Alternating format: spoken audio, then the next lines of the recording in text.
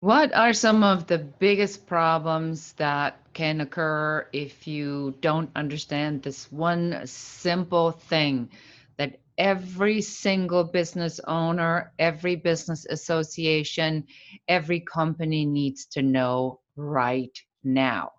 Answers coming in just a moment. My name is Beat Gillette. I'm the growth architect, founder of the Women's Code, and I am in business and leadership development because you kind of can't do one without the other. So, one of the things that I'm really always very involved in is getting my head around the data. What does the data show? How do people behave? What's the consumer behavior? What do we need to be doing? So, I had the great fortune to watch a webinar from Dakota and an interview that I had with the chief strategist, Kristen, and I learned a lot about what the data shows and what you can and cannot do right now. So, the most important thing you need to understand is that because of COVID and civil unrest, people have been in a negative mindset for months since March this year. So you do the math how long that is. When you are in a perpetual negative state of mind because you don't have any outlets, you can't exercise, you can't do your regular routine, you can't see your friends, you can't engage, you can't blow off steam going to the bar, you can't do any of these other things that people normally do to manage their emotions. So they're sitting in this amount of negative emotion for what is it now, a half a year almost, that we've been constantly in this negative mindset.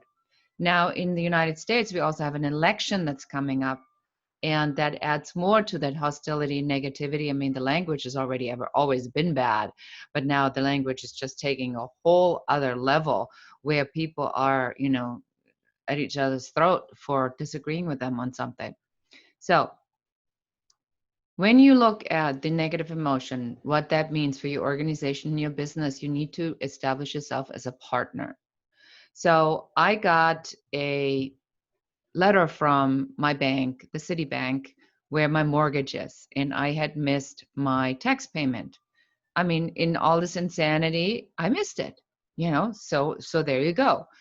The county assessor is pretty cool about it. They say, well, we understand people are out of their minds, stuff is happening. Just tell us why you missed it, and then we'll might waive it for you. And which is great because they're establishing themselves as my partner, as my friend. So I like them.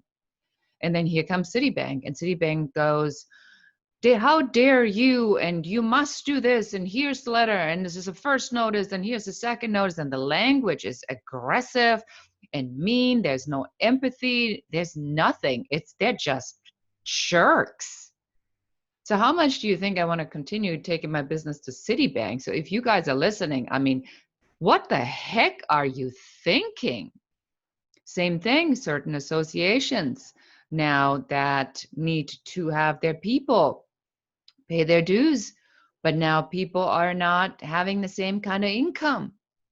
So what should you do? Should you insist that the dues are due at this level that it's always been? Or should you say, look, you've been a member of ours for 10 years, 15 years. We love to have you. We understand these are very difficult times.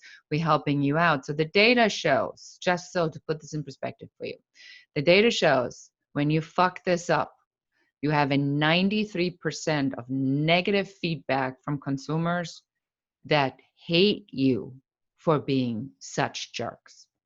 When you get it right, however, the number flips to the opposite. So if you allow them to skip a payment with no penalty, if you waive the late payment fee, if you waive the interest charge, if you extend the payment terms, this is the type of stuff now that your buyers and your members need to hear from you. You need to establish yourself as a partner.